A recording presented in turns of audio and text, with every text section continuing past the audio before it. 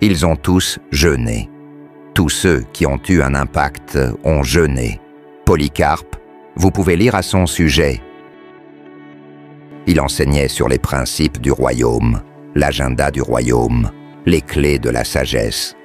Alors j'ai dit, « Oh, cet homme, il aime les choses théologiques. » Jusqu'à ce que je l'entende enseigner sur le jeûne, j'ai dit, « Non, cet homme n'est pas humain. » Il a commencé à jeûner à l'âge de 18 ans. Son premier jeûne était de 28 jours à l'eau, uniquement. Il a prié pour une femme dont les doigts avaient été coupés dans un accident. Il a posé ses mains sur elle, prié, et le lendemain matin, les doigts avaient repoussé. Il a prié pour un homme né sans main. Il a tiré la main après la prière. Comment Dieu peut-il utiliser un homme comme ça? Le cancer pour lequel nous luttons, en prière. Cet homme posera ses mains sur toi en 1 minute. Tu te lèves. Il a été rapporté qu'il y avait une personne dont la peau ressemblait à celle d'un reptile. On l'a amené à lui. Il l'a serré dans ses bras et a prié pour lui. Quand il a retiré ses mains, la personne avait une nouvelle peau. Suite à cette rencontre, John G. Lake se renferma dans sa chambre pendant 9 mois. Pendant 9 mois, il ne sortit pas. Il cherchait la face de Dieu. C'était un homme qui vivait le transport spirituel. Il pouvait être ici et en même temps être transporté dans différentes parties du monde, imposer les mains aux malades, puis revenir. Cet homme a été surnaturellement revêtu de puissance par le Saint-Esprit au point qu'il pouvait prier pendant 4 jours sans arrêt. Peux-tu croire ça? Que quelqu'un puisse prier pendant 96 heures sans s'arrêter, c'était un revêtement surnaturel. La première fois que j'ai entendu que cet homme priait pendant 96 heures sans arrêt, j'ai dit « Non, moi aussi je dois prier ». Et j'ai fermé la porte et j'ai commencé à prier. J'ai prié, j'ai prié, j'ai prié. Pour moi, j'avais bien prié. Quand j'ai vérifié l'heure, cela faisait 40 minutes. Tu sais pourquoi? Histoire des hommes que Dieu a suscité autrefois, un homme comme John G. Lake. Il faisait partie des 9 hommes de la rue Azusa. Il était l'un d'eux. Il était avec F. F. Bosworth, William Seymour, M. Fox. Ces hommes-là ont prié jusqu'à faire descendre la gloire en ces jours-là. Et quand la gloire est partie après 7 ans, une nuit, John G. Lake était dans sa chambre. Il n'arrivait pas à dormir, alors il décida de sortir, marcher dans la nuit et de prier en marchant. Alors qu'il sortait de sa maison, il vit une lumière qui s'approchait. Il pensa que c'était un agent de sécurité avec une lampe torche, mais à mesure que la lumière s'approchait, il se rendit compte que ce n'était pas une lumière ordinaire. C'était trop lumineux. Il vit alors un ange de Dieu venir à lui, une Bible ouverte à la main. La Bible était ouverte à Actes des Apôtres, chapitres 1 et 2. L'ange lui dit « La gloire d'Azusa est partie. Mais si tu peux payer le prix qu'ils ont payé dans Actes 1 et 2, même si la gloire est partie, elle reviendra sur tout homme qui paie ce prix. » Et l'ange disparut. Suite à cette rencontre, John G. Lake se renferma dans sa chambre pendant 9 mois. Pendant 9 mois, il ne sortit pas. Il cherchait la face de Dieu. C'était un homme qui vivait le transport spirituel. Il pouvait être ici et en même temps être transporté dans différentes parties du monde, imposer les mains aux malades, puis revenir. C'est aussi cet homme dont on raconte qu'il mit le virus de la peste bubonique, semblable à Ebola, sous un microscope et celui-ci mourut immédiatement. C'est cet homme qui alla dans une colonie de lépreux, imposa les mains à tous les lépreux. Et le département des pièces de rechange du ciel fut ouvert. De nouveaux doigts, orteils, nez furent donnés. Il pria jusqu'à ne plus avoir de force. Alors, il posa ses mains sur un rocher et déclara « Je libère cette grâce sur ce rocher. Tout lépreux qui s'assiera là sera guéri. Chaque lépreux qui s'asseyait sur ce rocher recevait de nouveaux membres. Il y a des grâces que tu ne contacteras pas par imposition des mains. Non, monsieur, tu dois aller mourir à toi-même, te renfermer, prier, pleurer et prier. » John G. Lake, lorsqu'il quitta l'Afrique du Sud, ouvrit 625 églises dans 5 ans. « Monsieur, essaye d'en ouvrir une seule, tu te connaîtras toi-même. » Ensuite, il se relocalisa à Spokane, Washington, aux États-Unis. En une seule année, 100 000 guérisons certifiées eurent lieu, à tel point que le président des États-Unis déclara la ville de Spokane comme la plus saine de toute l'Amérique, à cause d'un seul homme qui était sorti de la chambre secrète. 9 mois avec Dieu, et il devint porteur d'une grâce incroyable. Je termine avec Tommy Hicks. Tommy Hicks était présent à l'époque des Allen, Jack Coe, William Branham, Oral Roberts, Catherine Kuhlman, Amy Semple McPherson. Il les connaissait tous. Il était dans le même institut biblique que plusieurs d'entre eux. Eux opéraient avec une puissance brute. Mais lui, c'était un homme ordinaire. Il a dit un jour « Je ne peux pas rester comme ça ». Quelqu'un crie « Je ne peux pas rester comme ça ». Tommy Hicks alla s'enfermer 40 jours et 40 nuits sans nourriture, seulement de l'eau, en criant à Dieu « Où es-tu, Seigneur? Où es-tu, Seigneur ?»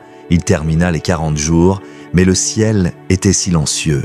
Il ressortit, amaigri, comme un squelette, reprit des forces et dit « Je n'accepterai pas la défaite. Soit tu me montres ta gloire, soit tu me tues. » Il repartit pour un deuxième jeûne de 40 jours. Même cri, même silence. Il ressortit, reprit des forces et dit « Père, j'y retourne encore. Je continuerai ces 40 jours jusqu'à ce que tu viennes. » Au troisième jeûne de 40 jours, un ange apparut dans sa chambre et lui dit « Je suis envoyé du ciel. Ta prière est parvenue devant le trône de Dieu. Mon nom est pluie de guérison. Je suis attaché à ta vie. Je te suivrai chaque jour jusqu'à ton départ de cette terre. Ton premier mandat, va en Argentine. » L'ange continua « Va en Argentine et cherche un homme appelé Juan Perón. Dis-lui que Dieu veut qu'il sponsorise la radio, la télévision, les journaux et le stade pour 2 semaines de croisade. Dieu enverra la pluie de guérison et quiconque entrera dans ce stade avec une maladie sera guéri. Ensuite, Dieu guérira l'agriculture, puis l'économie. » Puis l'ange disparut. Tommy Hicks prit un vol et atterrit en Argentine. Dès l'aéroport, il demandait aux gens où trouver Juan Perón. Il ne savait pas que c'était le président du pays, un dictateur anti-américain et anti-évangile qui avait fermé toutes les églises. Il logea à l'hôtel, puis se rendit à la Maison Rose, l'équivalent argentin de la Maison Blanche. À l'entrée, un officier de sécurité lui pointa son arme. « N'avance pas, ou je te tire dessus. Que veux-tu » Tommy répondit « Je suis envoyé par Dieu avec une pluie de guérison pour guérir les malades, l'économie, la nation. » Le garde lui dit « Si ce message vient de Dieu, qu'il commence par moi. J'ai du diabète, de l'hypertension, je prends des médicaments, que ton Dieu me guérisse. » Tommy lui demanda de lever les mains. Il pria « Puissance de Dieu !» Le garde tomba sous la puissance. Quand il se releva, toutes ses maladies avaient disparu. Il dit « Je suis très proche du président. Reviens demain à la même heure, je te garantis une audience. » Le lendemain, Tommy Hicks fut reçu par Juan Perón qui lui dit « Regarde bien mon visage. Tu ne le verras dans aucun journal ni télévision. J'ai un cancer de la peau, mon visage est déformé. Si ton Dieu guérit, qu'il commence par moi. » Et Dieu le guérit. Perón dit « Tout ce que tu as demandé est accordé. Je te donne le stade d'Atlanta gratuitement pour 2 semaines. Il contient 25 000 places. Mon gouvernement y sera chaque soir. » Lorsque la croisade commença, en 1 semaine, le stade ne pouvait plus contenir la foule. La foule dehors était 4 fois plus nombreuse que celle à l'intérieur. La pluie de guérison était tellement forte que les autorités ont dû annoncer « Si vous ne pouvez pas entrer, touchez seulement les murs du stade et vous serez guéris. » Le pouvoir de Dieu était si puissant que le gouvernement a dû envoyer des camions pour transporter les fauteuils roulants, les béquilles et autres objets abandonnés par les malades guéris. La gloire de Dieu était telle que tout le pays cherchait Tommy Hicks. Ils ont trouvé son hôtel et toute l'Argentine voulait le voir. Plus de 4000 personnes dormaient à l'extérieur de l'hôtel à cause d'un homme qui porte la puissance. Avant que Tommy Hicks puisse s'échapper de sa chambre d'hôtel pour aller au stade, il doit trouver un moyen. Il met une jupe et un chemisier, met des seins artificiels, porte une perruque, prend un sac à main, lève son foulard et commence à avancer. Car, quand la puissance arrive, mon frère, tu ne peux plus vivre une vie ordinaire. Quand la puissance vient, même dans ta maison, ils défonceront tes portails. Quand la puissance vient, ta vie n'est plus une vie ordinaire. Le président de l'Argentine a appelé Tommy Hicks parce que les 2 semaines étaient terminées et qu'il devait retourner en Amérique. Il lui a dit « Monsieur, nous ne vous laissons pas repartir. J'ai fermé toutes les frontières et l'aéroport. Vous ne pouvez pas partir. Vous devez rester en Argentine encore 3 mois et je vous emmène dans un stade plus grand, le stade Hurricane, qui peut accueillir 110 000 personnes. Nous voulons que ce mouvement de Dieu continue pendant 3 mois, sans arrêt. Chaque nuit. Monsieur, c'est ainsi que le plus grand mouvement de Dieu en Argentine a eu lieu, où 3 millions d'âmes ont été emportées dans le royaume. Le président est né de nouveau, le vice-président est né de nouveau, le secrétaire d'État est né de nouveau, le directeur du Trésor est né de nouveau, tout le cabinet est né de nouveau. Monsieur, tout le ciel t'attend, mais tu es occupé ici et là. Le jour où tu te retires et que tu t'enfermes, c'est le jour où les rouleaux et les parchemins de ta vie seront ouverts. Tu ne sais pas que tu vas prêcher au président des nations. Tu ne sais pas que, quand tu vas atterrir dans des aéroports, il y aura un tapis rouge pour t'accueillir. En attendant, tu gaspilles ta vie. Va dans la chambre secrète. Il y a une mise à jour. Il y a une mise à jour. Quand Tommy Hicks a quitté l'Argentine, il a voyagé vers la Russie, le rideau de fer, où personne n'est autorisé à prêcher. Il est allé directement rencontrer le président de la Russie et lui a dit « Monsieur, Dieu m'a envoyé vers vous pour que vous me donniez le droit de prêcher dans toute la Russie. » Il a répondu « Non, c'est contre notre loi. Nous ne l'autorisons pas. » X a dit « Oui, mais vous allez m'autoriser. Vous avez le droit de changer la loi. » Il a répondu « Oui, j'ai le droit, mais je ne changerai pas la loi. » X a dit « Non, monsieur, vous changerez la loi parce que votre femme souffre de leucémie, cancer du sang, et j'ai le droit de la guérir, comme j'ai le droit de la laisser mourir. Alors, voici le marché, monsieur le président. Je vais guérir votre femme de la leucémie. Et vous signerez un document m'autorisant à prêcher dans toute la Russie pendant 3 mois. Le président a dit « Vous voulez dire que votre Dieu va guérir ma femme ?» Il a répondu « Oui, monsieur. » Le président a dit « D'accord, c'est un accord. Guérissez ma femme d'abord. » X a dit « Monsieur, signez d'abord. » Le président « Guérissez ma femme d'abord. » X a dit « Monsieur, signez d'abord, votre femme est déjà guérie. Amen. Faites faire une analyse de sang, qu'on vous envoie le résultat, elle est déjà guérie. Mais signez. » C'est ainsi qu'il a eu une porte ouverte et a prêché dans toute la Russie. Le premier endroit où il a prêché en Russie, ils ont amené une femme pour interpréter. Il prêchait et disait « Dis-leur que Jésus est le Seigneur de ce pays. » Elle a répondu « Non, je ne peux pas traduire cela. Staline est le Seigneur de notre pays. » Il a dit « Non, dis-leur Jésus. » Elle a répondu « Je ne leur dirai pas cela. Je leur dirai Staline. » Et elle a craché au visage de Tommy Hicks et est partie. C'était son interprète. Quand elle est partie, la puissance de Dieu est venue sur Tommy Hicks.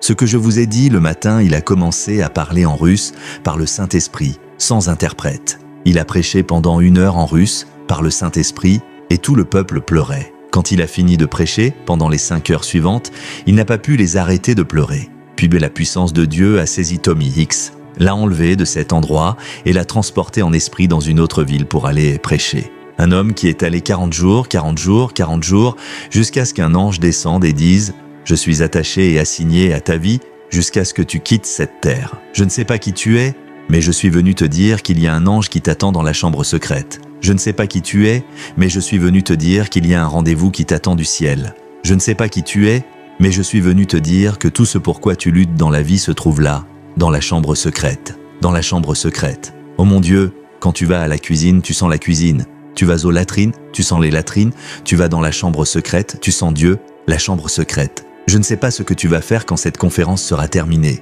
Si tu vas simplement dire « Ah, c'était merveilleux. Oh, c'était génial. Oh, c'était ceci. Oh, c'était cela. » Non, monsieur, ce n'est pas suffisant de raconter l'histoire. Quand tu quittes cet endroit, il y a un ange qui t'attend, il y a un mandat qui t'attend, il y a une huile, une bouteille d'huile qui t'attend.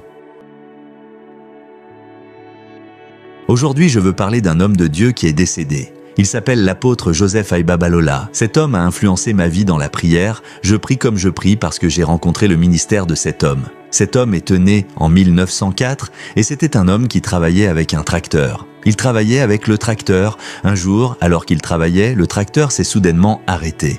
Et il a entendu son nom 3 fois avant qu'il ne réponde. Et Dieu lui a dit « Je t'ai appelé à faire le ministère. » Mais il ne s'est pas totalement soumis au Seigneur.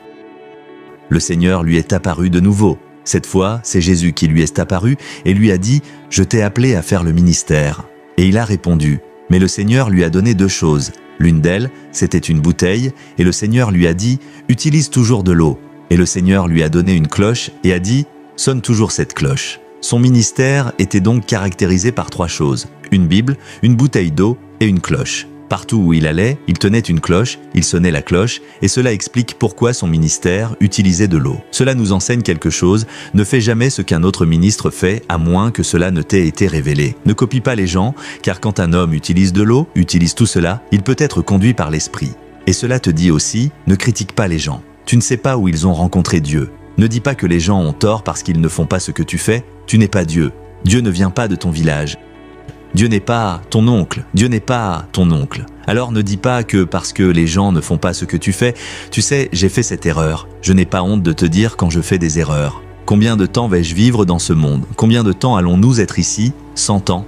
Alors si tu fais des erreurs, nous devons dire aux gens que nous faisons des erreurs. J'avais l'habitude d'être très critique envers les choses que je ne comprenais pas. J'étais critique quand les gens utilisaient certaines choses. Je disais « Ah, pourquoi tu utilises ça? Ce n'est pas de Dieu. » Je le répète, Dieu ne vient pas de ton village. Alors ne pense pas que les gens doivent faire ce que tu comprends. Les gens ne doivent pas.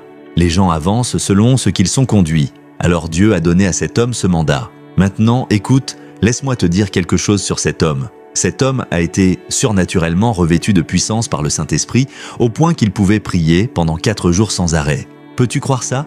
Que quelqu'un puisse prier pendant 96 heures sans s'arrêter, c'était un revêtement surnaturel. La première fois que j'ai entendu que cet homme priait pendant 96 heures sans arrêt, j'ai dit « Non, moi aussi je dois prier ». Et j'ai fermé la porte et j'ai commencé à prier. J'ai prié, j'ai prié, j'ai prié. Pour moi, j'avais bien prié. Quand j'ai vérifié l'heure, cela faisait 40 minutes. Tu sais pourquoi? Quand tu es dans la compétition, le Saint-Esprit te laisse. Quand tu commences à faire les choses pour toi seulement, je vais être honnête avec toi. J'ai regardé l'heure, pour moi, j'avais bien prié. Je transpirais. C'était 40 minutes. Quoi? Donc, cet homme était un homme de prière. C'était un homme qui était toujours sur la montagne. Laisse-moi te raconter une histoire. Cet homme, parfois, n'était pas à la maison quand les gens venaient. Tu sais, il n'était pas là. Ils avaient besoin de quelque chose qu'il avait béni. Parce que cette génération, c'était en 1904. Il a répondu à l'appel de Dieu en 1928 à l'âge de 24 ans. Alors, à cette époque, ils utilisaient toujours un point de contact. Sur quoi a-t-il prié? Sur quoi a-t-il imposé les mains? Cet homme a béni un ruisseau. Tu sais, un ruisseau d'eau. Il a béni un ruisseau. Donc, chaque fois qu'il n'était pas là, les gens allaient à ce ruisseau. S'ils avaient de quelqu'un d'aveugle, quelqu'un de paralysé, quelqu'un d'infirme, quelqu'un de malade, ils allaient au ruisseau et prenaient de l'eau. Les gens ont asséché ce ruisseau. Le ruisseau a été asséché. Ils l'ont asséché. Une fois, il a fait un jeûne de 40 jours. Et quand il est revenu de ce jeûne de 40 jours, il a dit à sa fille de lui préparer du thé, leur thé traditionnel. La fille jouait et courait un peu partout, jouant, et il lui a dit en plaisantant « Pourquoi tu te comportes comme une folle ?» Sur le coup, elle est devenue folle. Là, il a juste posé la question « Pourquoi tu te comportes comme une folle ?» Sur le champ, la fille est devenue folle.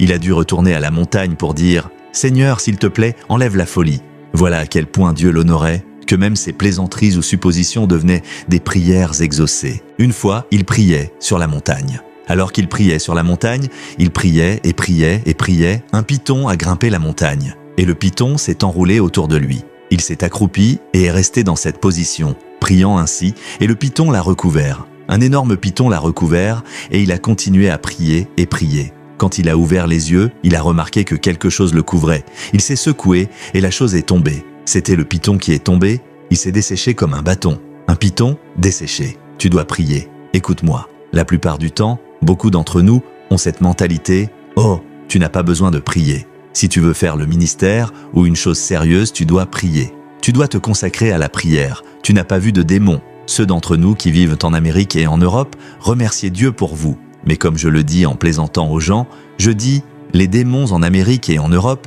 ils sont instruits en informatique. Ils sont très compréhensifs. Ils sont très compréhensifs, très raisonnables. Ils ne t'empêchent pas d'avoir des enfants. Ils accrochent juste les enfants à la drogue et à la pornographie. Mais les démons en Afrique, ils sont très anciens et très expérimentés. Ceux d'Amérique et d'Europe, c'est ceux dont la Bible dit « Le serpent était le plus rusé de tous les animaux des champs que l'Éternel avait fait. » Mais les démons d'Afrique, la Bible dit « Et le dragon, tu as besoin de quelque chose de plus grand que ce monde pour vaincre le Dieu de ce monde. Tu dois comprendre cette instrumentalité qu'est la prière. » Cet homme a été arrêté, il a été persécuté. L'une des choses à propos de la prière, c'est que le diable déteste un ministre qui prie. Si tu es dans le surnaturel, si tu es prophétique et que tu es un homme de prière, attends-toi à une attaque démoniaque. Laisse-moi te raconter une histoire. Un jour, cet homme de Dieu était en répétition avec ses choristes, ses chanteurs. Ils ont prié, prié, prié, puis ils ont commencé à adorer Dieu. Pendant qu'ils adorèrent Dieu, l'homme a commencé à s'élever du sol, ce qu'on appelle une expérience de préenlèvement. Il a commencé à quitter le sol. Ils l'ont vu monter, et le batteur a crié « Baba s'en va, Baba s'en va ». Alors ils ont sauté, ont attrapé ses jambes et ont commencé à le tirer vers le bas. Laisse-moi te raconter une autre histoire. Un jour, cet homme de Dieu était en plein réveil et une femme était morte. Tout le monde a commencé à prier. « Relève-toi, relève-toi, relève-toi ». Mais la femme ne se relevait pas. Alors il est allé vers la femme et a dit « Au nom de Jésus, relève-toi ». La femme s'est relevée. Il lui a dit « Confesse devant l'église ce que tu es venu faire ». La femme a dit qu'elle était une sorcière. Elle était venue attaquer. Elle était venue tuer. Mais quelque chose l'avait frappée. Il lui a demandé « As-tu fini de confesser ?» La femme a dit « Oui ». Il a dit « Meurs de nouveau ». Elle est morte à nouveau. Il a ressuscité la morte et tué la morte et tué la vivante. C'était un homme de prière. C'était un homme de prière. Alors, cet homme, quand il a commencé à exercer son ministère, est allé à Lagos et s'est connecté à une église appelée Faith Tabernacle il y a des années. Cette église a commencé à le former. Il leur était soumis, mais la main de Dieu était si puissante sur sa vie. Il ne s'est jamais séparé, il leur est resté soumis et Dieu l'utilisait. De là, il est allé à Ilorin, actuellement Ilorin, État de Kwara au Nigeria, et il a commencé à avertir une ville en particulier. Il les avertissait qu'un désastre imminent approchait, un malheur imminent arrivait. Alors ils se sont mis en colère et l'ont arrêté, ils l'ont mis en prison. Après un moment, la police n'a rien trouvé contre lui, ils l'ont relâché. Quand ils l'ont relâché, une épidémie a éclaté, la varicelle. Tous les habitants de la ville l'ont attrapé. Il était le seul à sortir et a commencé à prier pour eux et ils ont été guéris. Le mouvement de Dieu était si fort. Imagine un homme qui réunissait 40 000 participants lors de croisades à cette époque, dans les années 1930-1940. Ne prie pas parce que tu as un programme à venir, ne prie pas parce que tu as une réunion, ne prie pas parce que tu as une croisade. C'est une mentalité tellement faible. Consacre-toi à la prière. Fais de la prière un style de vie. Un jour sans prière te fait pourrir. Une semaine sans prière te rend faible. Un mois sans prière te fait pleurer. Consacre-toi au ministère de la prière. Un jour, il est allé dans un endroit appelé If, et ils avaient besoin d'un lieu de culte. Le roi lui a donné un terrain. Il sentait que ce n'était pas assez grand. Il avait besoin d'un lieu en dehors de la ville. Et on lui a dit que le seul endroit disponible était la forêt maléfique. C'était une forêt interdite, et un grand python y vivait. Donc tout le monde évitait cet endroit. Quand cet homme de Dieu y est allé, le python est apparu, tout le monde s'est mis à fuir. Mais cet homme de Dieu s'est avancé vers le python. Un grand boa, il a tendu la main. Le boa a levé la tête, l'a baissé, est mort. C'était des dimensions de prière. Aujourd'hui, que se passe-t-il? Où est la puissance? Où est la puissance? Nous passons du temps sur des choses qui n'ont pas d'importance, nous gaspillons notre temps. Alors, ils étaient avec Faith Tabernacle. Après un moment, un problème a surgi au sein de Faith Tabernacle et ils ont décidé de le traiter. Des problèmes de polygamie, des problèmes de baptême et de communion donnés à des gens ayant plus d'une femme. C'était donc un problème doctrinal, ils devaient d'où s'asseoir. Faith Tabernacle était une émanation de l'église anglicane. Alors qu'ils avaient cette réunion, ils avaient presque 10 points à l'ordre du jour. Certains des dirigeants de Faith Tabernacle s'étaient réunis, 10 points. Alors qu'ils discutèrent du premier, quelqu'un leur a apporté un message disant qu'un réveil éclatait à Ilésa. Ça explosait. Alors, ils n'ont pas pu continuer. Il y avait maintenant une crise. Ils ont cédé ce ministère à certains Britanniques, les apostoliques. Ainsi, Faith Tabernacle a été cédé aux apostoliques. Après un certain temps, il y a eu un énorme problème. C'est ainsi que l'Église Christ apostolique est née des apostoliques. Et si tu connais l'Église Christ apostolique, tu sais qu'ils pratiquent de la prière brute. C'est l'un des ministères qui ne croient pas aux médicaments ou à la prise de traitement, ils prient. Apprends à prier. Arrête ce petit moment avec Jésus, un petit moment. Juste, je n'ai pas besoin de crier. Je n'ai pas besoin de... Tu dois juste être silencieux. Monsieur, crie. Il y a des moments pour crier. Il y a des moments pour crier. Et Jésus est arrivé au tombeau de Lazare et il a crié d'une voix forte. Pourquoi lis-tu ta Bible traditionnelle? Lis la vraie Bible. Il a crié d'une voix forte. Il y a des moments pour crier dans la prière. La prière persévérante prend du temps. La prière persévérante prend du temps. D'accord, je veux te dire quelque chose maintenant. Je ne sais pas comment l'expliquer. Tu vois, les choses spirituelles, certaines s'enseignent, d'autres se captent. Il y a 2 façons, 2 éléments, 2 dimensions d'obtenir des dons spirituels et des impartations. Certaines s'enseignent, d'autres se captent. Il y en a que tu ne peux pas expliquer avec des mots. Il y a une dimension de puissance et de dons qu'un ministre ne peut jamais atteindre tant qu'il n'apprend pas à prier longtemps, 6 heures, 5 heures, 4 heures, tant qu'il ne s'engage pas dans toutes ces longues prières. Il y a une limite à la puissance qu'il peut atteindre. Il y a des dimensions qu'il ne peut pas accéder. Il y a des royaumes qui ne lui seront pas ouverts. Regarde Jésus dans Luc 6,12. Il a prié toute la nuit. Une chose que nous retenons de la vie de l'apôtre Baba, c'est la prière. Quand j'ai étudié son parcours, cela m'a influencé à prier. Il y a eu un moment où j'ai jeûné pendant 19 jours, sans nourriture. Je ne le conseille pas. Ne l'essayez pas chez vous, je ne le conseille pas. Mais je l'ai fait. 19 jours. Je ne le referai pas aujourd'hui, mais je l'ai fait. J'ai jeûné. J'ai prié pendant 24 heures, prié pendant 35 heures, tu dois te livrer à la prière, une prière vraiment persévérante. Ésaïe 66:8. Qui a jamais entendu une pareille chose? Qui a jamais vu rien de semblable? Un pays peut-il naître en un jour? Une nation est-elle enfantée d'un seul coup? Dès que Sion a été en travail, elle a enfanté ses fils. Regarde bien ceci. Qui a vu une chose pareille? Cela signifie que personne n'a vu cela auparavant. La terre peut-elle donner naissance en un jour? Une nation peut-elle naître d'un seul coup? En d'autres termes, ce que personne n'a vu, la vitesse que la terre n'a jamais connue, une nation naît soudainement, tout cela peut se produire si Sion est en travail. Retourne à la prière. Retourne à la prière. La prière est le ventre du réveil. La prière. Chaque réveil authentique et durable repose sur le fondement de la prière. Que tout réveil dans ton église, l'apôtre Babalola était un homme de prière. Il a secoué son monde, il a secoué sa génération. Mais voici une sagesse. Le puissant mouvement de Dieu est... La sagesse est la suivante. Si tu vas sur les réseaux sociaux partout aujourd'hui, tu ne trouveras pas de vidéo de lui, pas d'image ni rien de ce genre. Cela nous dit, à nous les ministres de Dieu, qu'il y a un rôle pour la documentation. Documente. Nous en avons besoin? Tu as besoin de documentation? Organise-toi. Qu'il y ait des archives, car les générations doivent voir le mouvement de Dieu après ton départ. Si Jésus tarde, deuxième point, il est mort à l'âge de 55 ans. En 1959, il est mort. Ce n'était donc pas une longue vie. Pourquoi est-il mort si jeune? Premièrement, quand tu surmènes ton corps, écoute-moi, si tu jeûnes tout le temps, jeûne,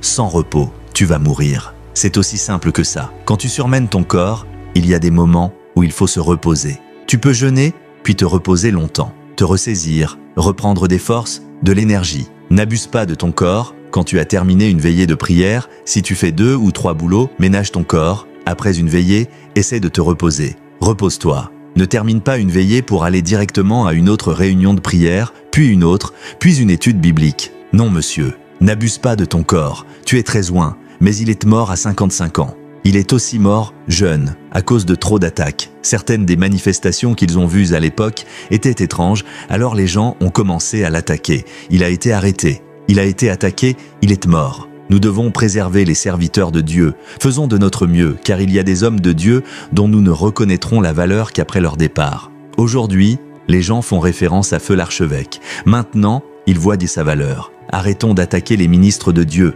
Levons-nous pour les défendre. Cet homme est mort jeune. Imagine un tel homme encore vivant. Imagine quelqu'un comme l'archevêque encore vivant. On irait s'asseoir auprès de lui pour puiser dans sa sagesse, dans sa source de connaissances.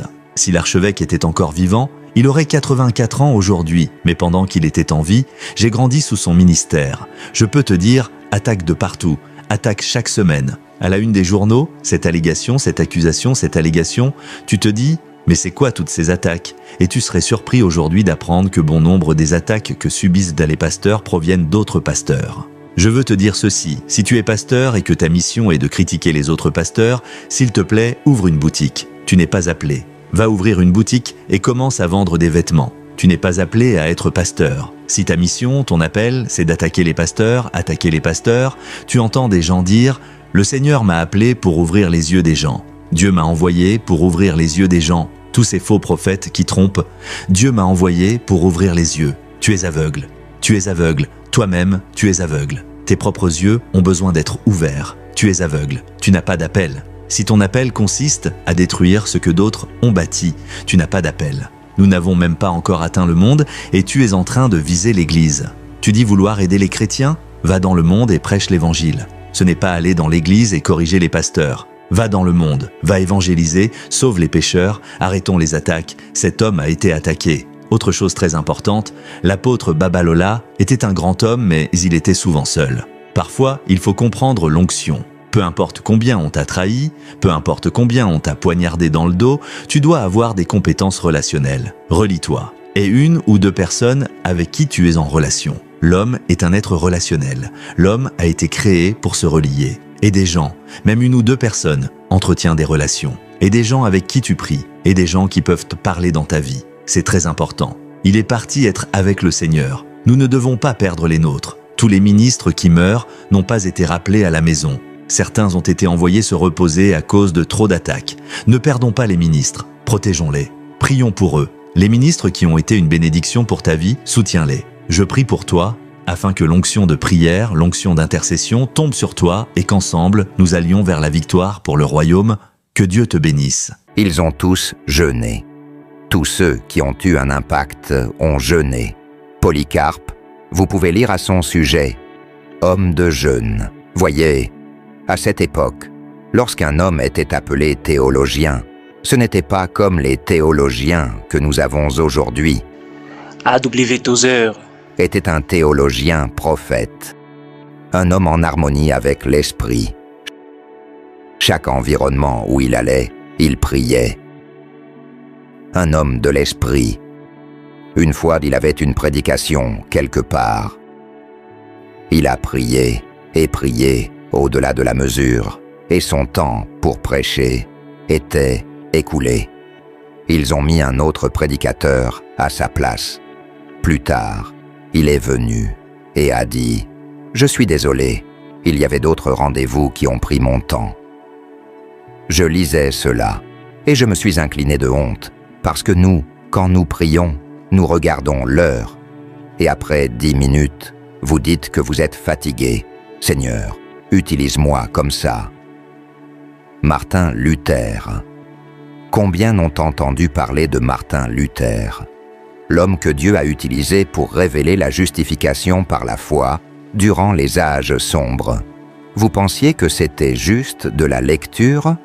Vous n'avez aucune idée. Cet homme jeûnait et était un guerrier de prière. Il était totalement dévoué au jeûne et à la prière. Jean Calvin. Combien n'ont entendu son nom? Le calvinisme. Cet homme était un jeûneur, un homme de jeûne et de prière. Praying Hyde. Il y avait un homme qu'on appelait Praying Hyde. Il priait au point que la prière est devenue son surnom.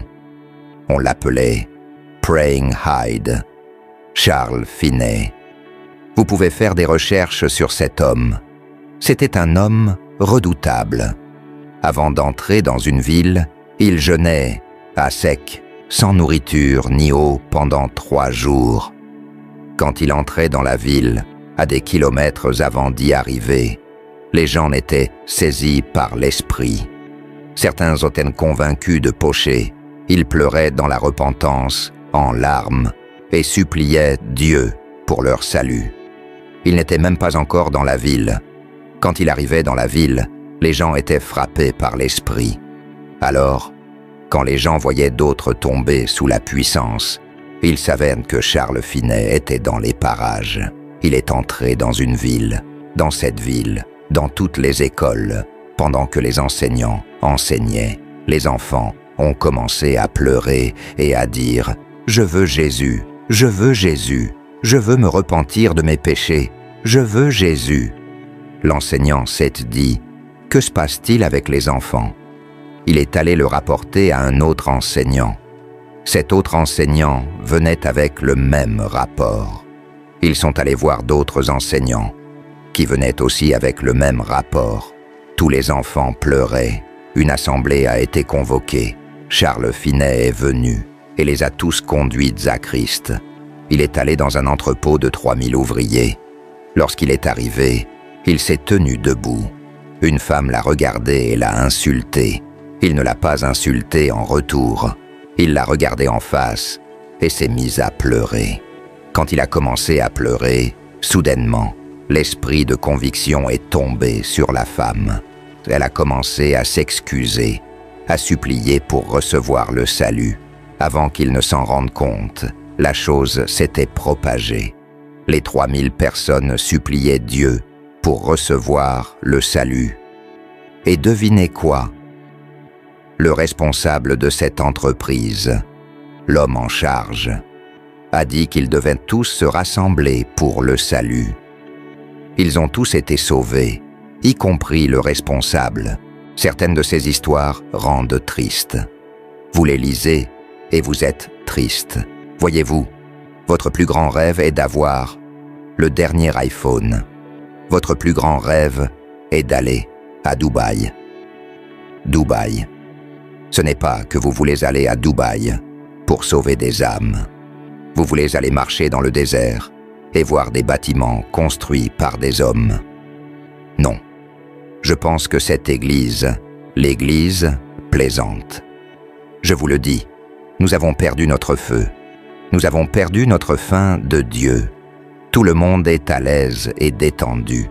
On est bien sans prier pendant 2 semaines, 1 mois, 3 mois. Un chrétien n'a pas prié. Il est à l'aise. Il n'y a plus de conviction. Rien ne vous dérange. Rien ne vous fait pleurer. Oh mon Dieu! John Wesley. John Wesley jeûnait tous les mercredis et vendredis. En fait, si vous vouliez être pasteur dans son église, vous deviez jeûner. C'était une obligation. Chaque mercredi et vendredi, vous rompiez à 16 heures.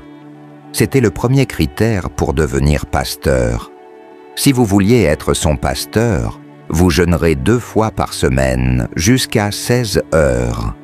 Et Billy Graham, après son école biblique à Oral Roberts University, ils ont décidé de faire une excursion à la maison de John Wesley. C'est encore aujourd'hui un monument. Les gens y vont pour visiter. Et quand ils sont allés, ils ont vu son lit. Son lit est encore là. Et sur la moquette, quand ils ont regardé, il y avait 2 trous. C'était son lieu de prière. Il s'agenouillait continuellement jusqu'à percer la moquette. Quand ils sont retournés de l'excursion et qu'ils étaient dans le bus, ils vérifiaient la liste pour voir si tout le monde était là. Ils se sont rendus compte qu'une personne manquait. Celui qui était responsable est retourné à l'intérieur pour vérifier. Il a vu les jambes de Billy Graham dans les 2 trous. Il priait, il pleurait, sanglotait et disait « Seigneur, refais-le, refais-le, refais-le ». Il s'est agenouillé et a dit « Seigneur, refais-le ». Pouvez-vous dire la même chose? En fait, certains d'entre vous sont pressés qu'on termine le culte pour rentrer dormir. C'est ça le problème de l'Église. Nous aimons dormir, nous aimons manger. En fait, pendant qu'on prend le petit déjeuner, on pense déjà au déjeuner. Je vous le dis, cela arrive à chaque chrétien ici. Et pendant qu'on mange le déjeuner, on pense déjà à ce qu'on va manger au dîner. Voilà jusqu'où l'ennemi nous a amenés. John G. Lake, c'était un homme de jeûne? Oh, ne me dites pas, je suis un simple travailleur. Je vous donne tous ces exemples pour que vous compreniez que lorsque vous arrivez à un point où votre entreprise ne marche plus, c'est au jeûne qu'il faut recourir. Ce n'est pas une stratégie marketing, c'est dans le jeûne. Parce que si ces gens ont pu accomplir cela dans le ministère, vous pouvez accomplir la même chose dans les affaires. Et vous dites aux gens, je ne sais pas, les gens n'achètent plus. Appelez votre entreprise dans le jeûne. Donnez-vous un jeûne de 14 jours et voyons ce qui se passe. Beaucoup d'entre vous devraient aller chercher des informations sur un homme appelé A.A. Allen, révérend A.A. Allen. Il était l'un de ceux qui ont lancé les croisades de guérison dans les églises. Tu vois, cet homme ne priait jamais plus d'1 minute. Peu importe la maladie, peu importe la maladie. Lève-toi et va vérifier. Il y a des vidéos, très vieilles vidéos. Va sur YouTube et va voir. Comment Dieu peut-il utiliser un homme comme ça? Le cancer pour lequel nous luttons, en prière. Cet homme posera ses mains sur toi en 1 minute. Tu te lèves. Il a été rapporté qu'il y avait une personne dont la peau ressemblait à celle d'un reptile. On l'a amené à lui. Il l'a serré dans ses bras et a prié pour lui. Quand il a retiré ses mains, la personne avait une nouvelle peau. Ces gens-là ne sont pas normaux. Il y avait un bébé qui avait 26 maladies. 26 maladies dès la naissance. En fait, sa langue était même sortie. Ses jambes étaient repliées à l'intérieur et ses genoux faisaient office de pieds. Donc, il portait ses chaussures au niveau des genoux. Voilà dans quel état était le bébé. Et lui, A.A. Allen, a vu cela par une parole de connaissance et le don de discernement. Ils ont apporté le bébé. Il l'a pris dans ses bras. Avant même de prier, il a entendu Dieu agir. La langue du bébé est rentrée dans sa bouche. Le bébé a été totalement guéri. Et en voyant sa mère, il a crié « Maman !» pour la première fois.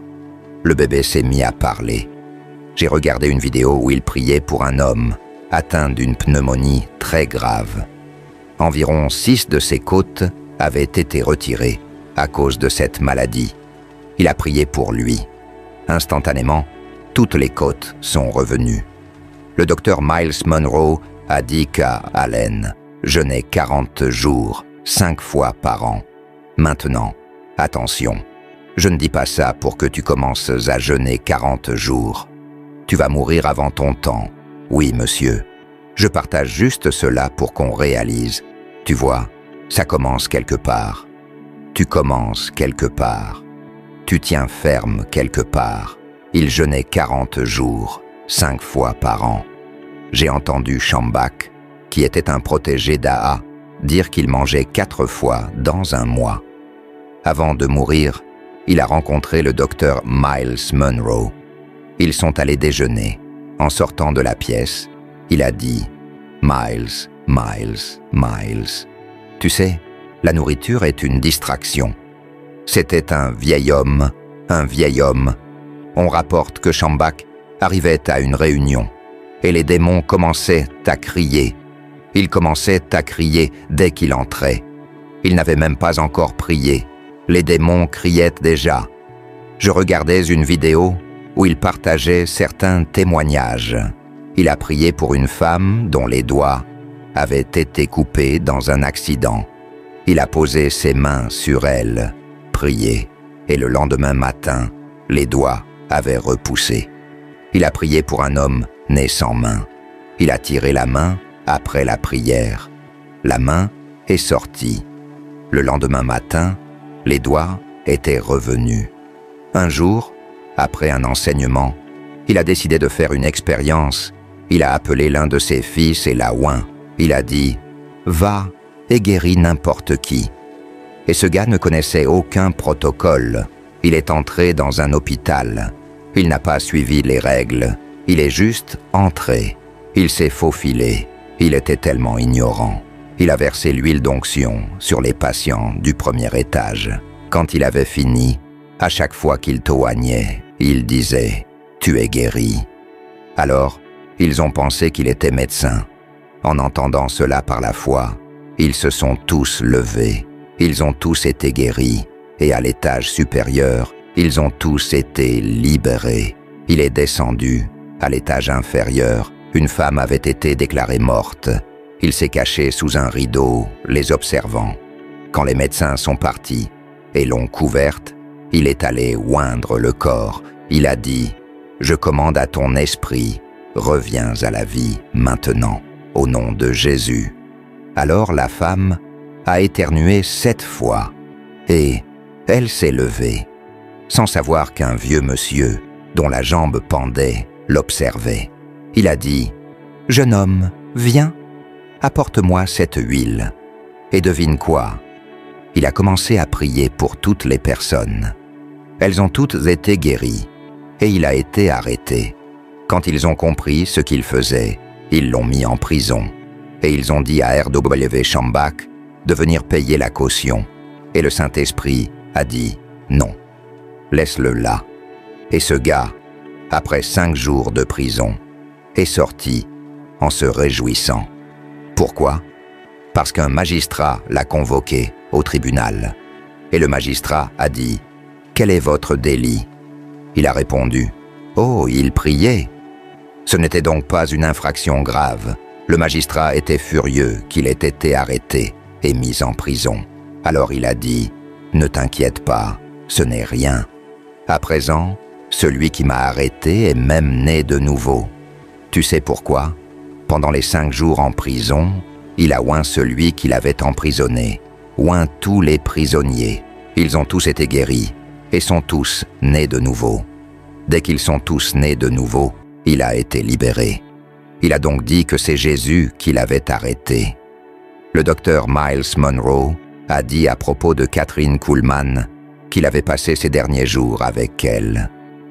Et la femme disait « Miles, c'est tout jeûne et prière. Si tu voyais Kathryn Kuhlman, elle était si mince. Elle a sacrifié sa graisse pour le ministère. » Et il a été dit de Kathryn Kuhlman, à l'époque, l'auditorium où elle tenait ses services avait un restaurant en dessous. Donc, il y avait des chefs qui cuisinaient. Elle devait passer par la pièce des cuisines pour entrer dans l'auditorium. Quand elle entrait dans cette pièce, tout le monde tombait sous l'action du Saint-Esprit, ceux qui cuisinaient, avant même qu'elle n'entre dans l'auditorium. Elle ne priait pas pour les malades. Pendant qu'elle prêchait, les gens se levaient des fauteuils. Les cancers mouraient, juste comme ça. Des miracles se produisaient sans cesse. Un jour, elle enseignait, pleine du Saint-Esprit. Elle marchait sans s'en rendre compte. Elle était suspendue en l'air. Elle avait dépassé la chair sans s'en apercevoir. Et elle enseignait toujours. Alors qu'elle parlait, elle était en suspension. C'était une femme de Dieu dangereuse. Tu sais, là je parle des Américains. Maintenant, parlons du Nigeria, un Africain. Il s'appelle l'apôtre Joseph Babalola. S'il te plaît, va vérifier l'apôtre Joseph Babalola. Cet homme jeûnait 40 jours et 40 nuits, 3 fois par an. Tu ne peux pas imaginer ce que Dieu a fait. Tu vois, je dis cela pour que tu réalises que pour marcher dans l'onction, il y a un prix. Il y a un prix. Cet homme jeûnait et priait. Tu peux penser, Seigneur, mon travail est une distraction. Non, ce n'est pas une distraction. Tu peux toujours prier au bureau. Quand tu rentres chez toi, ces 3 heures que tu passes devant la télé, tu peux les sacrifier pour la prière. Je te le dis. Je te le dis. Cet homme était puissamment utilisé par Dieu. Il était trop enviable. Un jour, il est allé dans la brousse pour prier, à genoux, et il a senti un animal s'approcher de lui. Alors il a ouvert les yeux. C'était un très gros python. Il a eu peur. Et le Saint-Esprit a dit, « Continue ce que tu fais. » L'animal était sur lui, et il a continué à prier. Quand il a fini de prier, il a ouvert les yeux. Le serpent s'était desséché. Le serpent avait séché sur sa peau. Une fois, après avoir prié, il avait soif et a tenu un rocher en main, ordonnant que l'eau en sorte, et l'eau est sortie du rocher. C'est encore visible aujourd'hui. Tu peux aller voir. Il a fait ce que Moïse a fait. C'est le seul être humain depuis Moïse à avoir fait jaillir de l'eau d'un rocher. Tu vois, il y a un niveau que le jeûne et la prière peuvent t'amener à atteindre. Je vous le dis. Je dis cela aux chantres. Je dis cela aux huissiers. Je dis cela aux banquiers. Je dis cela aux personnes qui viennent de lancer leur entreprise. Écoutez-moi, il y a un prix à payer pour vous amener à un certain niveau dans l'esprit. Je vous le dis, cet homme était en prière et Jésus lui est apparu. Jésus lui a donné un tube de quelque chose. Il l'a cassé en 2 et lui en a donné la moitié. Il a fini de manger et a demandé à Jésus l'autre moitié. Jésus lui a dit, « Non, le reste de la moitié est pour le monde entier. » Un homme a mangé la moitié.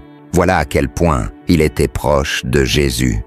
C'était un homme de louange et adoration. Il avait été rapporté que pendant la louange et l'adoration, il adorait et louait. Vous savez, certains d'entre vous disent « Levez les mains, vos mains restent en bas ». On dit « Applaudissez ».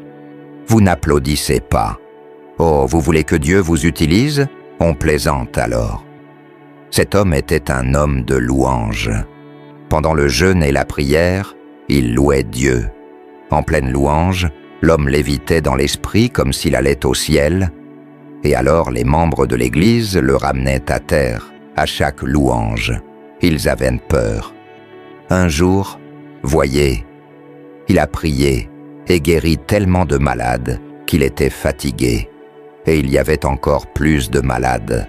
Il est allé poser les mains sur une rivière et a béni la rivière. Quiconque buvait de cette rivière était guéri. Tout le monde était guéri. En fait, en moins de 3 mois, la rivière s'est asséchée. La rivière s'est asséchée. Quel homme! Ils allaient à un programme un jour et la voiture est tombée en panne. Pendant que l'homme réparait, il a dit « Je vous rejoins, transporté par le Saint-Esprit ». Quand le conducteur a fini de réparer la voiture et est arrivé, Il avait déjà terminé le service. Cela n'est pas venu par la nourriture et le sommeil. Ce n'est pas venu en regardant le journal de Jennifer. Ce n'est pas venu en regardant Black Panther.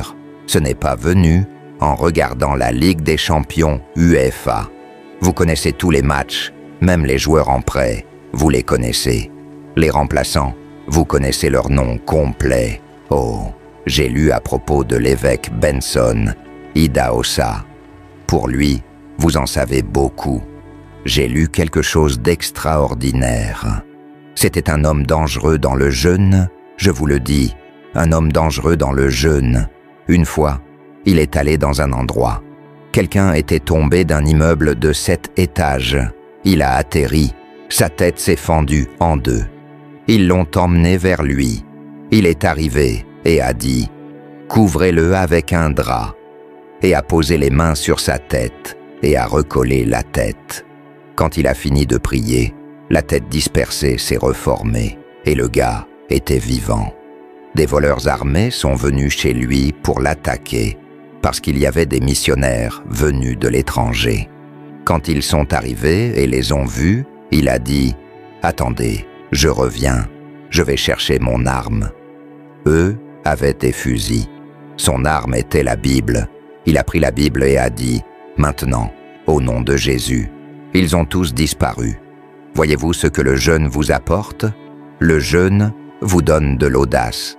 Franchement, chaque fois que vous jeûnez, je parle à ceux qui sont sensibles, chaque fois que vous jeûnez, vous avez l'impression que vous pouvez tout faire. Vous avez l'impression que vous pouvez prier pour les malades. C'est comme si vous étiez dans un certain... Vous avez une certaine audace. Quand vous le faites continuellement, avec le temps, vous serez capable d'affronter des défis que les gens trouvent difficiles. Vous les surmontez avec facilité. Un homme est venu à l'une de ces réunions. Le visage de l'homme avait été brûlé par le feu.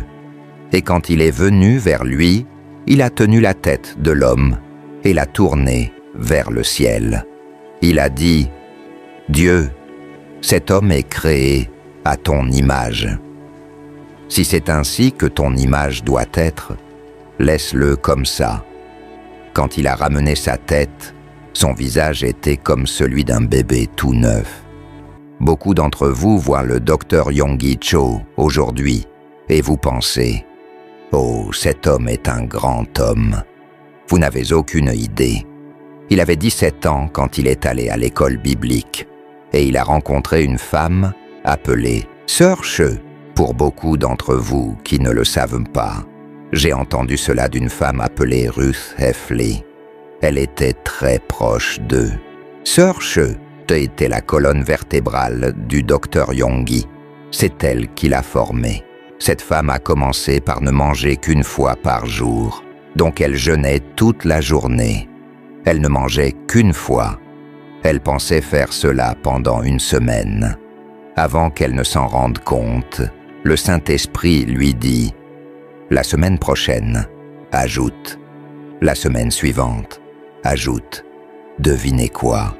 Quand elle s'en est rendue compte, elle avait fait 8 ans. Sœur Che est devenue une machine de jeûne et de prière. Elle priait toute la nuit. Chaque nuit était une veillée, pendant 10 ans, sans interruption. C'est à ce moment-là que Dr Yonggi Cho a commencé l'Église. L'Église ne comptait que 5 membres. En 10 ans, ils étaient plus de 100 000. Maintenant, ils sont plus d'1 million. Sœur Che était la colonne vertébrale de cette croissance. Ce n'était pas Dr Yonggi. Cette femme était tellement sensible au jeûne que tout ce qui arrivait, elle vous imposait un jeûne. Un bébé était malade, diagnostiqué avec une maladie incurable. Comment cette femme peut-elle être si cruelle? Elle a dit « Mettez la femme sous jeûne de 24 heures. Mettez le bébé sous jeûne de 24 heures. » Donc le bébé a jeûné pendant 24 heures. Le lendemain matin, le bébé était guéri. Un fermier est venu la voir et a dit « Toutes mes volailles, tous mes animaux sont morts. » Elle est venue et a dit « Faites jeûner les animaux pendant 3 jours. » Après 3 jours, tous les animaux étaient guéris. Donc si les animaux étaient guéris par un jeûne sérieux de 3 jours, à l'eau ou à sec, combien plus un être humain que Dieu aime? Voyez, cela peut-il défier quelqu'un? En ce temps-là, vous connaissez sa parole prophétique? Quand elle prophétisait, une prophétie était un jeûne par l'esprit. Elle regardait votre visage, toi 12, toi 7 jours, toi 14, toi 40, toi 15. C'était sa parole prophétique. Vous avez déjà entendu ça? C'était sa parole prophétique. Et tous ceux qui obéissaient, ils recevaient des miracles extraordinaires. Que Dieu suscite des personnes comme ça, au nom de Jésus. Dr Yonggi Cho a jeûné tous les jours pendant 1 an. Il s'est effondré 3 fois pendant qu'il prêchait à cette époque. J'ai entendu parler du Dr Myles Munroe. Chaque fois que je le trouvais, il enseignait sur les principes du royaume, l'agenda du royaume, les clés de la sagesse. Alors j'ai dit, « Oh, cet homme, il aime les choses théologiques. » Jusqu'à ce que je l'entende enseigner sur le jeûne, j'ai dit, « Non, cet homme n'est pas humain. » Il a commencé à jeûner à l'âge de 18 ans. Son premier jeûne était de 28 jours à l'eau uniquement, et il l'a fait pendant plus de 37 ans. Chaque année, il jeûnait 21 jours à l'eau et 14 jours à l'eau 2 fois. Si vous ne connaissez pas Dr Myles, il était conseiller personnel de 16 présidents. Tous, il les facturait. C'était un homme d'affaires milliardaire et pourtant un prédicateur. Les entreprises appelaient cet homme de Dieu et il disait « Non ». Il ne comprenait pas. Ma sagesse est divine. C'était la source de sa sagesse. Les gouvernements le réclamaient. Ils le payaient pour enseigner les politiques. Dr Myles Munroe.